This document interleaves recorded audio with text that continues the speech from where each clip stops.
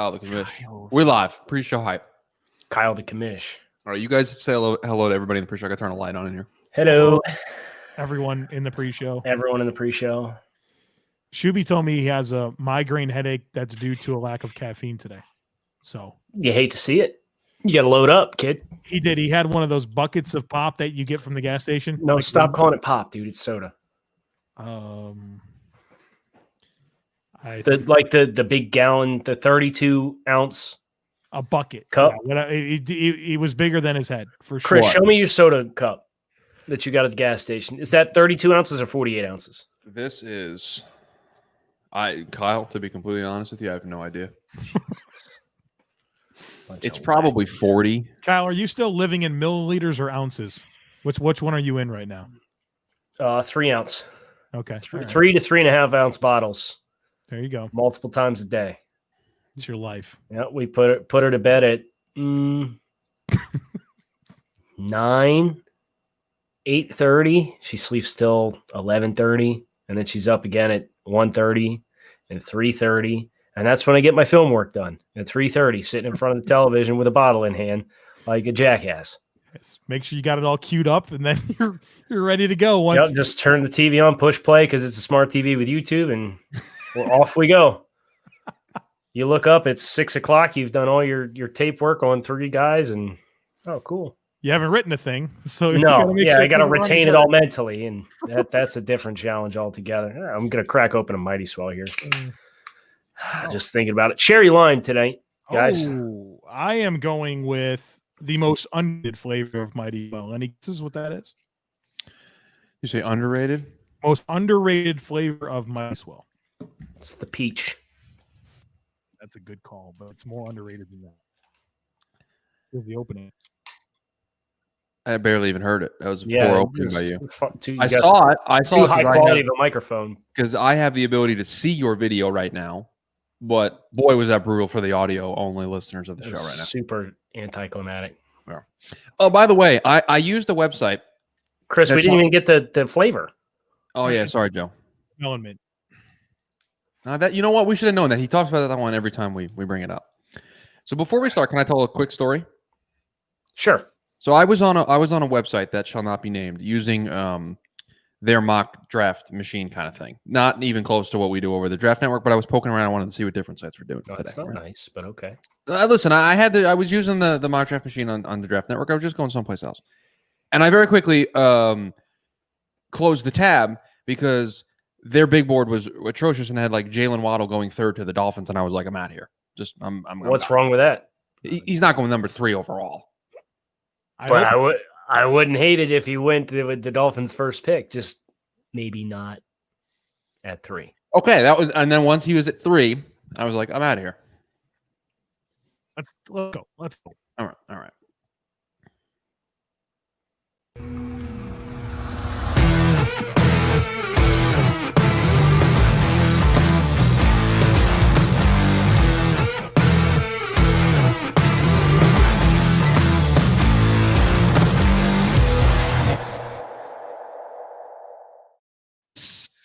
Guys, being dudes here on the Draft Dudes podcast presented by Locked On.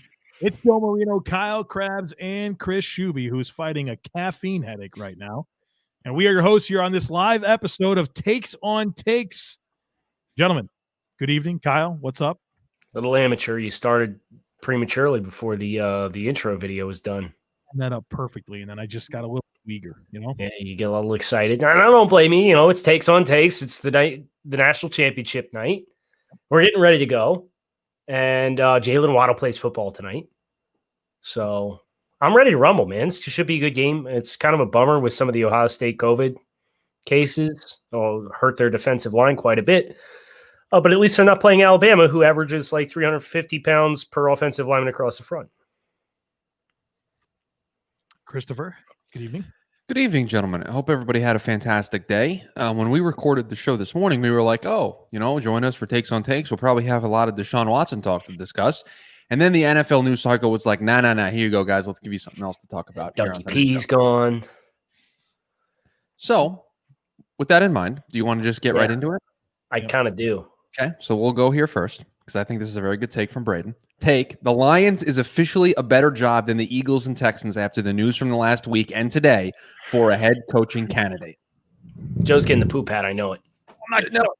Now, Joe, where is the poop hat? You know, I don't want to go too behind the curtains, but you're moving, so I don't know if you know where it is. I'm not exactly sure where anything is, but I found the approval Morocco. Oh, he did. Yeah, love this take. You want to know why? Because the Eagle. Let me back up.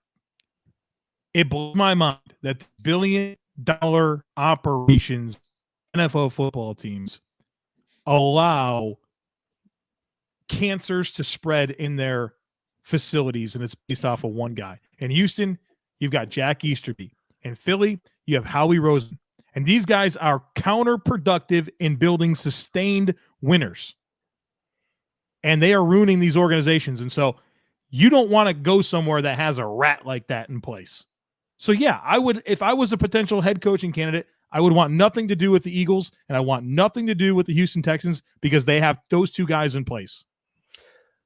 I can tell you from perspective of reading the timeline, there's a lot of, Doug Peterson's kind of weird for not wanting people to tell him what to do. And Deshaun Watson's disgruntled because he doesn't get input on who the head coach is of the Houston Texans. But aren't those kind of red flags for the organizations just as much, if not more than what they are for Doug Peterson, the head coach, a Super Bowl winning head coach who won in Philadelphia, an impossible thing to do, win a Super Bowl with the Philadelphia Eagles. He did it with a backup quarterback.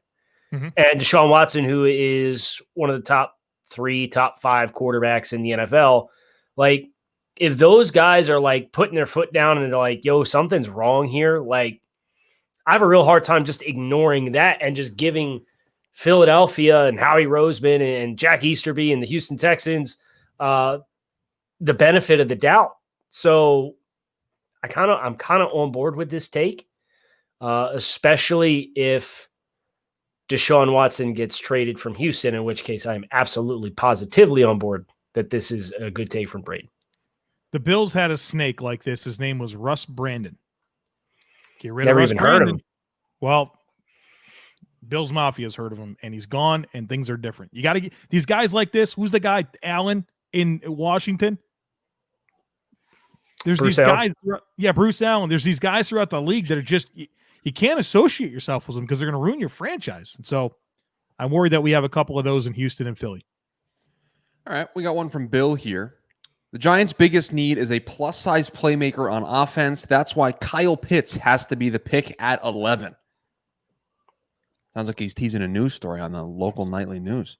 What's wrong with Evan Ingram? I know he's in a contract here, but he's always hurt and drops too many passes. Okay, well, then you go from there. Who's rushing the passer in New York? Marcus Golden, Kyler Fackrell. I mean, are these their guys? Pretty sure Marcus Golden. Yeah, Marcus Golden's back with the Cardinals. He's not Who's there. the guy just like Marcus Golden that they have? Come on. Well, they had Marcus Golden, and then he left. Yeah. Let me pull up the Giants depth chart. You're thinking of O'Shane Ximenez. Yeah, they have O'Shane Ximenez. Yeah. Who's the guy? It escapes me, and if I open up a browser, my computer's going to overload. So I pulled up the depth chart for you. Blake Martinez. No, he's softball. Dexter Lawrence, Dalvin Tomlinson, Leonard Williams. I'm just naming guys on defense. Who's the corner opposite of James Bradbury? The corner opposite James Bradbury, according to this, is Darnay Holmes. Who was a rookie this year out of UCLA, mid-round pick. I think he'll be a very good nickel. But I think the Giants wasn't Darius Slayton supposed to be a reasonably, there was hype around Darius Slayton because he had 3 good games his rookie season. He had an okay year this year. He was fine this year. It was fine. Sterling Shepard was hurt, and when Shepard's out there, he's usually fine. Yeah. Sterling Shepard, when healthy, is fine, but I think there needs to be this realization that Evan Ingram's not that bad of a football player. I know he drops passes, but he is a difference maker for this team. I look at the Giants roster, and the upgrade from Evan Ingram to Kyle Pitts, I don't think is where you could make the biggest improvement on your roster. So I'm out. Are you in on a playmaker, though, with size? I mean, would you like Terrace Marshall for them? Jamar Yeah, Chase. I can get on board with skill player being the pick. Because I think that defense, I know that good pass rushers don't grow on trees, right? I mean, John Gruden will tell you that. But I'm starting to become more inclined to thinking that they do need to get some help on offense more than defense in the draft, at least with their first pick. I know there's other ways to improve the team and all that, but The comments would like us to know that Evan Ingram stinks / sucks. Okay. Pro Bowler. You're Thanks, bringing it over comments. Robert Tonyan. Thanks, over Tom. Robert Tonyan. Yeah. You're kidding. No. Wow. Tonyan had like 10 touchdowns this year. Evan Ingram had like identical stats and 1 touchdown, and you made the Pro Bowl. This take from Sam. Recency bias is making everybody sleep on Trey Lance, who will still go in the top 8 or 9 picks. I think that my expectation is for him to go there. I think the reservation with Trey Lance is that we've kind of learned a lot about sample size entering the NFL and like having a certain amount of reps matter. And the guy threw 318 passes at North Dakota State. He's been a 1-year starter, and I feel like it's easy to gravitate towards Lawrence, Fields, and Wilson, who have a much more extensive resume, but also being mindful that Lance is really exciting in terms of his traits and that he's a worthwhile potential top 10 pick. But your opportunity to get dividends out of him, I think, is a year or 2 away. I think that's perfectly reasonable, Joe. My expectation is top half of the first round for Trey Lance. I don't know about top 8, but top 16, yes. This one here from R. Fritz 901. Curtis Samuel will be more sought after this offseason than Juju Smith-Schuster. Ooh. I like think this so. take. I don't know if I agree with it, but I like the take. How do we measure this? Is it the contract that they ultimately sign? The annual average salary. Have Do you know what Juju Smith-Schuster averaged per catch this year, by the way? 9 yards. It was like 8.6 yards or something. I mean, you see that off. Ben got it out in like 2.3 seconds. It was Yeah. the most ridiculous offense I've ever seen. Have you guys seen the list of free agent wide receivers this offseason? Very good. Very Because good. Allen Robinson. As somebody whose team is in offseason mode and who needs a wide receiver and has cap space, that's what I spent my day doing today. Probably why I have the migraine that I have. And it's a pretty good list, guys. It's a pretty good list. Allen Robinson, Kenny Golladay, Juju Smith-Schuster, Chris Godwin, Corey Davis, Will Fuller, Antonio Brown, Marvin Jones, Curtis Samuel, T.Y. Hilton, Rashard Higgins, A.J. Green, just to name a few. Why'd you put A.J. Green in there? I was looking at a story and they listed 12 and he was on the list. I like Curtis Samuel, right? I think he's gotten progressively better throughout his career, and he came from a weird starting point where at Ohio State he was like a running back wide receiver hybrid. So it doesn't surprise me that it kind of took a little bit of time for him to really kind of come into his own in the NFL. And I do think him being part of that spread offense in Carolina probably helped him a good bit this year. But I don't know, Juju's really got not productive for his career. And I think that teams may look at Samuel as more of a niche player, and they might think that Juju's a bit more of a complete player, and they're both extremely young. I think Juju's going to get more. I agree that Juju will probably get more because his production is more consistent across the board, and he's more plug and play, if you will, right? He's more straightforward. But speaking of Pittsburgh wide receivers, did you guys hear what Chase Claypool had to say about the Browns? What a terrible double down by Chase Claypool. These Pittsburgh wide receivers, man, they just keep digging the grave. And for those of you who maybe didn't hear, Chase Claypool said something, I'm going to paraphrase it, that, yeah, the Browns won this game, but they're going to get, what was the term? Clapped? They're going to get clapped next week. Thanks. After Pittsburgh lost to Cleveland, he says, yeah, that team that just beat the shit out of us and scored 48 on us is going to go get clapped by Kansas City next week. Say less. Yes. Yeah, I mean, the proper take after you lost. Like, just be quiet. Yeah. What is I think this is a Belichick saying, when you lose, say little. When you win, say even less. I don't know. Something like that. I'm sure every that sounds very Belichick. Totalitarian coach in the history of football has said that at some point. That's a Parcelsian thing. Right. 1,000,000%. All right, this take from Vontel. Pete Carroll and Mike Tomlin will not be the head coaches of their teams after 2022. Stop it, Where's Joe? Can I share the poop hat? Can you grab it for me? Where's the poop hat?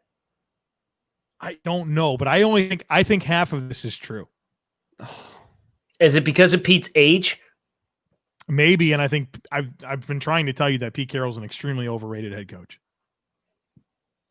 Stop. I don't think he's a great head coach, but like, are they going to get better than Pete Carroll? Correct. What is the greener grass on the other side of the fence from Pete Carroll with his resume?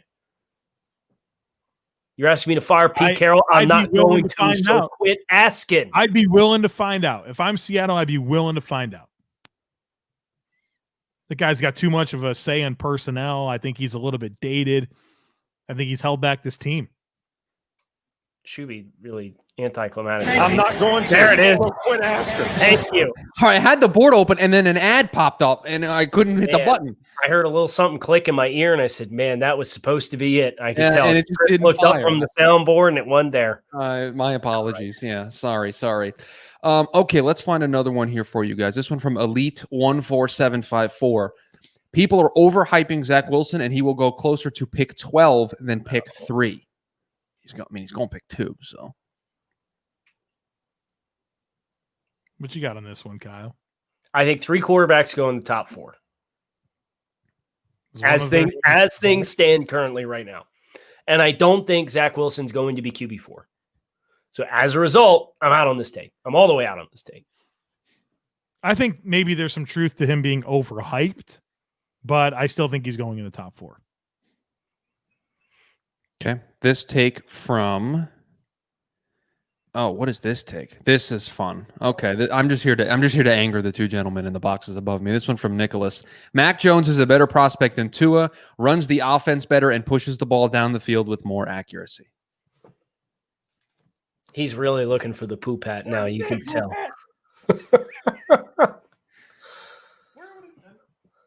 There's backing up your house. You don't know there's a saying in football about slow feet, Joe. What is it? Slow feet get you killed. No, slow feet don't eat. Oh. Slow feet don't eat. Mac Jones has heavy, slow feet. And when the speed of the game, when your process has to be quick, Mac Jones, he's a little bit of a long strider. He pushes the ball down the field. Lovely. He's got a lot of deep bucket throws down the middle of the field. But as far as accuracy, consistency with his accuracy and hitting guys in stride and even some of the anticipation stuff beyond vertical throws, I'm all the way out. Mac Jones is probably going to be a midday 2 quarterback as far as I'm concerned, just watching him. But, yeah, I'm out. All the way out. Joe, how did you lose the poop hat? Listen, I'm telling you. My mother-in-law has been here helping me pack. You know, I had a headache myself last Sunday, and I went to go find some aspirin, and they packed all of that, not thinking that in the next 10 days we might need an aspirin before we leave. So I'm just glad you got the mattress out of your room. You know what? I hauled. We got off the podcast today. Joe had mattress propped up in the back, leaning up against the wall. I did that at the last second. It just left the room. If you open that door, you will see the mattress come crashing back in. Right. All right, this take from Nick here. The Lions should go 1 more year with Stafford and try and invest in the defense, then trade him in 2022 when it makes more sense financially. Bird in hand's better than 2 in the bush. If there's a reasonable offer right now, I'm taking it. You go ahead and rip the Band-Aid off. You got a new coach, new GM coming in. If you're going to trade him in 2022 and you're going into this year, he's going to have basically an entire new receiving core. You have so many questions on defense, like, get him out of there if the plan is to trade him next year. If you're going to keep him, then keep him, like, for indefinitely.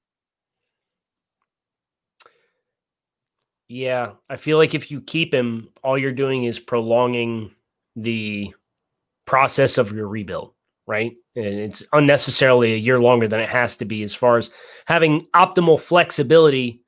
And Detroit has to rebuild. There's no option to not rebuild in Detroit.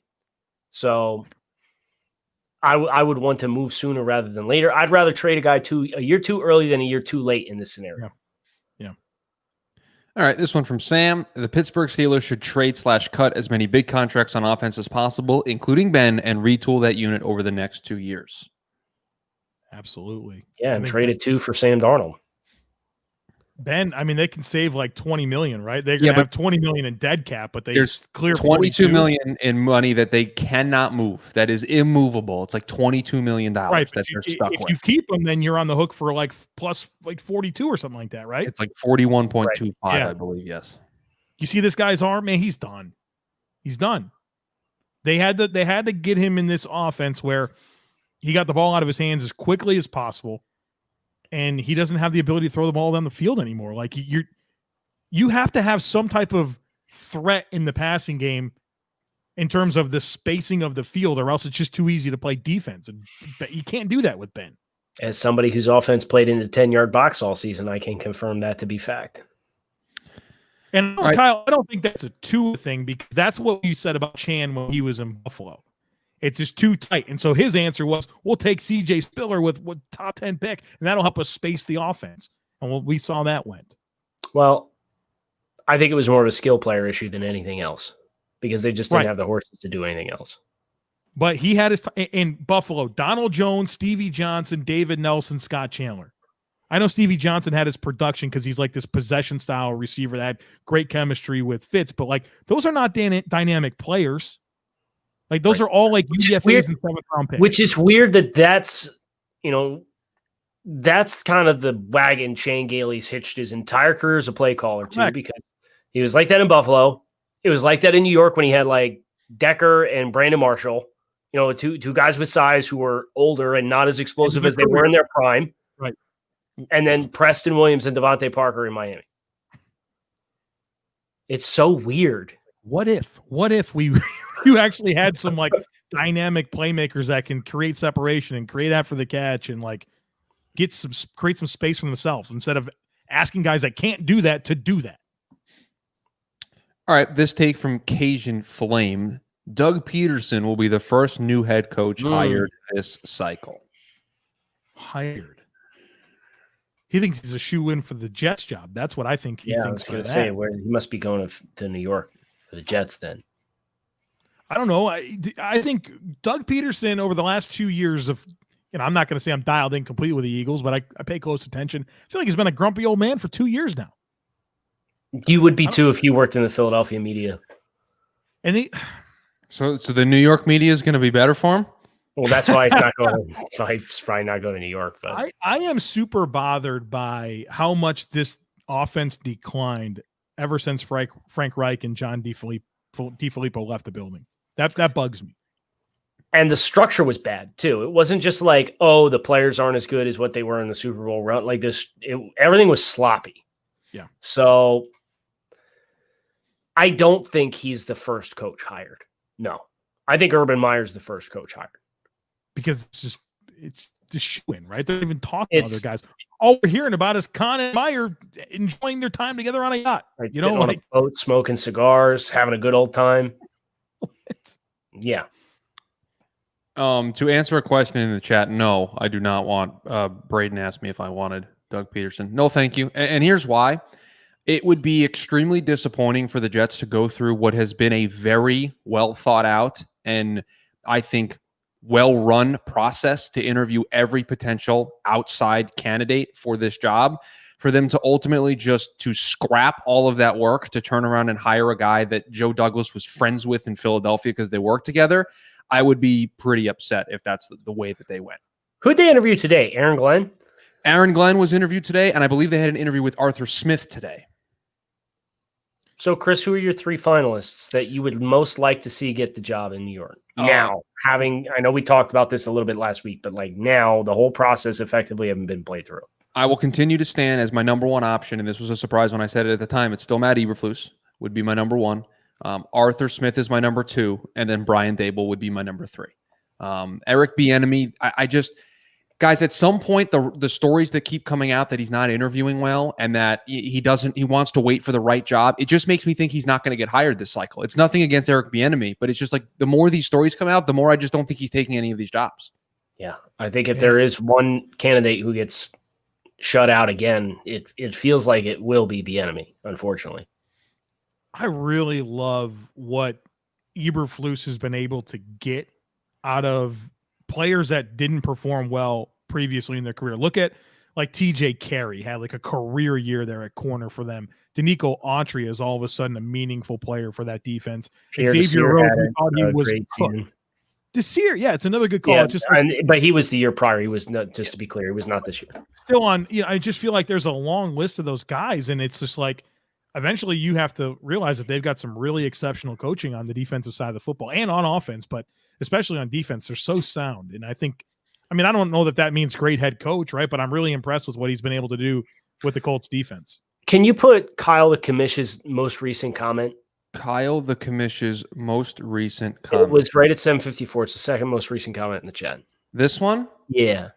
Something makes me think Arthur Smith is going to flop as a coach. Not sure why. I don't have a good reason, just a feeling. I kind of agree. And the reason being, and Joe, you let me know what you think here, because that's why I wanted Chris to put this up so you could chime in here. The way the offense works in Tennessee, you have to have very specific personnel to make that engine work the way that it does.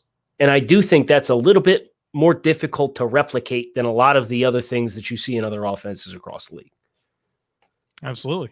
I'm 100% on that. And that's, I think I said a few weeks ago, like I know what he can do in Tennessee with what he has in Tennessee, but I don't know that I would even want to try to replicate that somewhere else.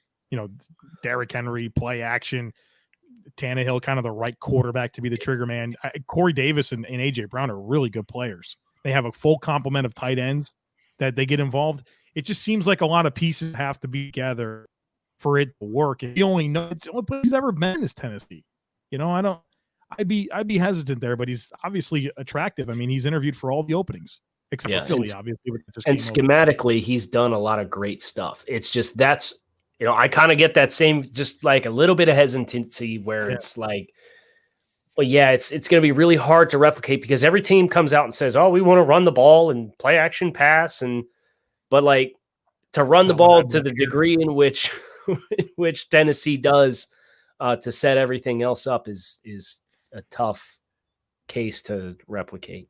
That'd be the worst line if I was a GM and I'm interviewing to be my head coach, I would say, what do you envision for this offense? Well, we're going to run the ball and we're going to run play action. I'd be like, get the hell out of here.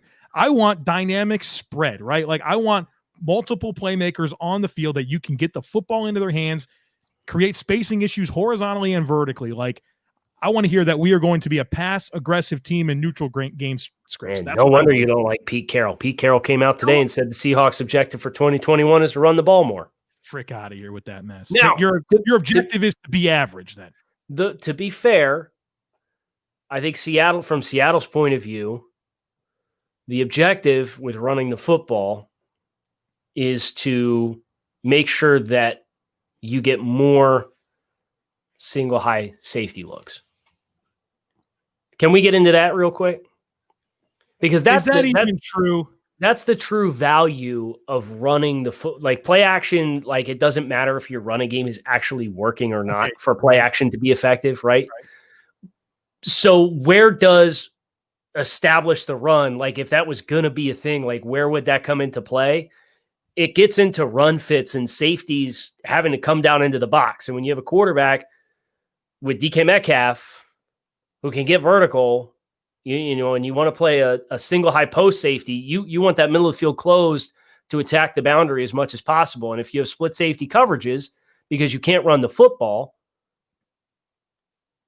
it's going to be tougher to get vertical and take shots over the top. Can we talk about 10 personnel and what that does for your coverage spacing? Yeah. Anyways, go ahead. No, I think more teams need to do that. Because the spacing, I'm watching it with Josh Allen, 10 personnel, 30, 40% of the time. And this guy's got all the space in the world to work with. And it doesn't matter if you run zone or man, he's got answers for it. And get yourself a back that can pass protect and go to town. Like spread the field, throw it around the yard, man. But that only works with certain style of quarterbacks. Right. Because if Russ is that style of quarterback? He is. Yes. Russ is that style of quarterback. Absolutely. Josh Allen's that style of quarterback. Patrick Mahomes is that. Quarterbacks who can extend and throw to all levels of the field, all areas of the field, regardless of what their platform is, those are the difference makers, Joe, that you talked about on Monday's show. That matter. They make a big difference. And when you leave 6 in protection and they bring 7, and you're going to have man concepts, or you're going to have spacing because you've spread the field to be able to extend plays, fade away from the line of scrimmage, and still get a ball out with velocity is paramount. So the question is, like, do you embrace an unrelenting pursuit of that type of player that can do that at quarterback? Or do you say, yeah, it's more likely for us to do something else, and we need these ingredients for that something else to work? I don't know. Well, the alternative is the Drew Brees attack. The alternative is the Drew Brees model. Right. And Drew gets clowned on for dinking and dunking and just check downs to Kamara all the time. But, like, if you get pressure, just get it out underneath and take your profits, and can't go broke taking a profit. I am admittedly biased based on watching 2020 Bills. You should be. You should be. Well, and I should take a moment to appreciate how difficult that is to replicate. But, man, it's way better than just traditional try to move the chains and take clock control. A lot of what Buffalo does as far as a lot of their pre-snap stuff, I think, is what's most impressive. I think Orlovsky did a video from week 17. Did you get a chance to see that? Mm-hmm. It was the touchdown to go up 28-3 or 28-6 or whatever it was right before 28. It was touchdown to go up 28-6 right before half. And it was the pre-snap motion with the back, the insert from the motion, knowing what the coverage rules were based on the tendencies of the Dolphins defense and going zero, and that level of nuance. Like, you still have to have that level of layers to what you're doing from a protection perspective, a route combination perspective, identifying what's happening, what the defense is going to do in order to have that click. Because if you just go out there and you run 10, somebody's going to run free, or you're going to get lit up. Like, they're going to sit on your throws. The Seahawks season got derailed whenever Chris Carson got healthy. Ooh, I hadn't thought of it like that. What's the difference? He got healthy and ruined the team because they had to get him the ball. You think he stays? Carson? Seattle? Yeah. Do you think he stays? He's a free agent this year. If they pay him, that dude, I don't think he has a lot of leverage. Just based on his injury history, like, we know he's really good when he's healthy, but I don't know. There's a lot of other. Okay, I'm never going to pay Chris Carson, you know that, but I'm especially not going to pay an injured physical downhill back. Chris, anything in the comments popping off? So this is very timely, and I think we need to settle this debate, because I can make a case for either side, and it's not football related. Sam wants to know: packing up is more fun than unpacking. Joe, your thoughts? I hope not. Because I got the unpacking phase starting on Thursday. So I'll tell you that if I can give you any advice right now, just like start throwing your shit out. You know what I mean? Like, start going through it. I got 10 years worth of crap in this house. You know what I mean? And that thing you put off in the corner, you think I'll be glad I have that down the road. No, you won't. Just get rid of it now. Get rid of it right now. All the stuff that I hold up into my attic over the years. Really just had a great time over the last 2 weeks, just throwing it all out, It was this holding place up there. It was, what is the word with a P? Come on, you know this word where it's a holding place. Doggone, purgatory? Yeah, it purgatory. was. Sure, okay. Purgatory of junk. Yeah, that's what my attic was. And then I just spent 2 weeks throwing it all out. So, all right, how many more you guys want? Because there's a lot in the queue here. You need one more. Kickoff here coming up, don't we? Yep. All right. Coming up. All right. Here we go. This is the one we're going to go with here. No pressure, Chris. Justin Fields can solidify QB to beyond doubt tonight. Yeah, due to Alabama, what you just did to Clemson. Yeah. There you go. Be it. Give us another one. That was quick.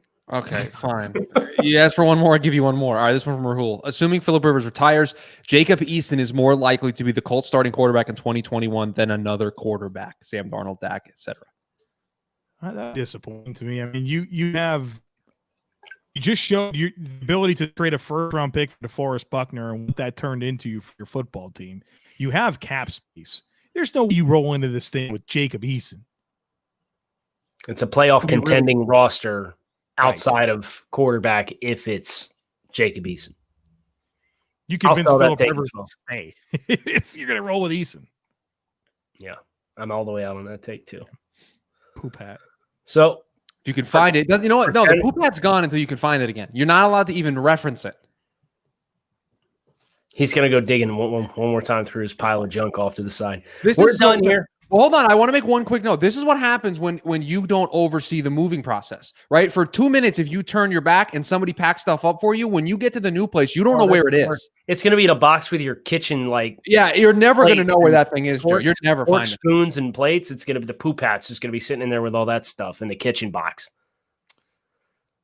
Somebody packed up the poop hat. They left all this crap around me, but the poop hat's gone. I got the approval maraca. I hate to see it. I got the mini sombrero. You know what I mean? So we're done here. Natty tonight. Enjoyed if you tuned in live. Thanks for checking in. If you're listening on the podcast feed, come back on Wednesday. We got a week full of great content coming up. You are going to want to make sure you don't miss it. Kyle Krabs, Joe Marino, Chris, Shuby Schubert. Thanks as always for listening / watching the Draft Dudes podcast.